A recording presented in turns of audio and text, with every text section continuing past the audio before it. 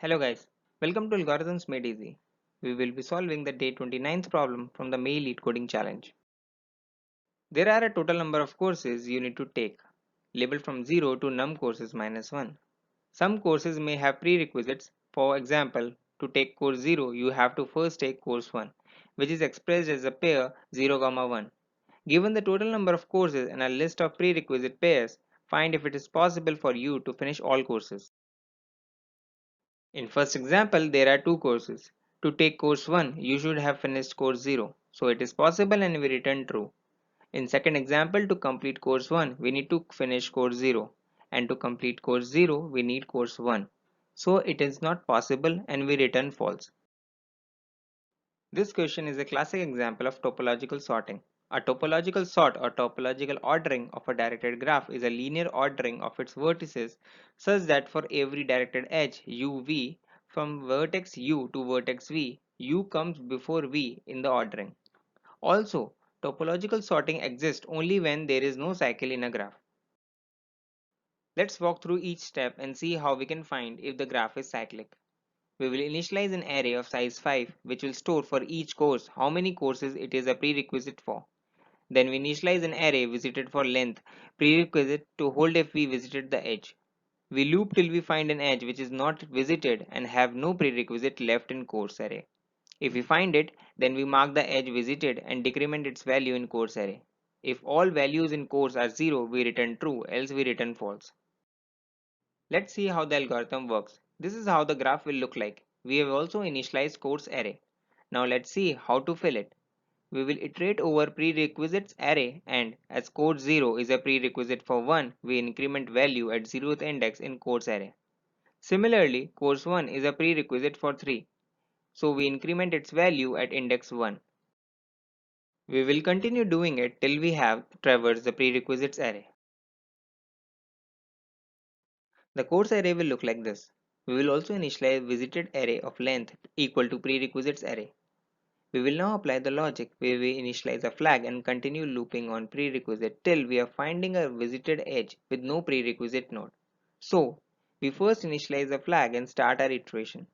We will turn our flag to false so that if we do not find any unvisited edge, then we can end our loop.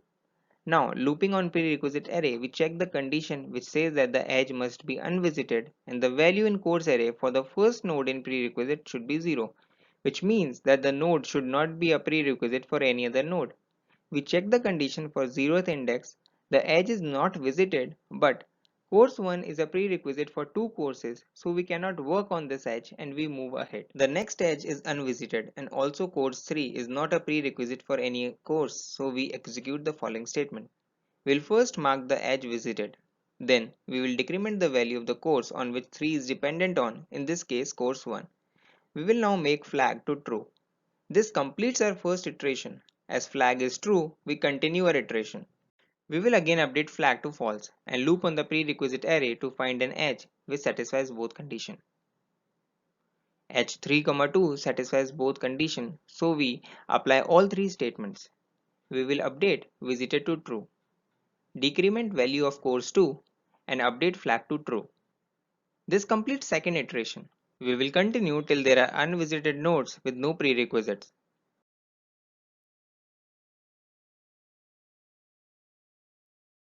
At the end, flag won't update to true, as no edge satisfies both conditions, so we break the loop. Now, we will check if all the nodes in courses have value as 0, which signifies that no edge is left in the graph and hence there was no cycle in the graph.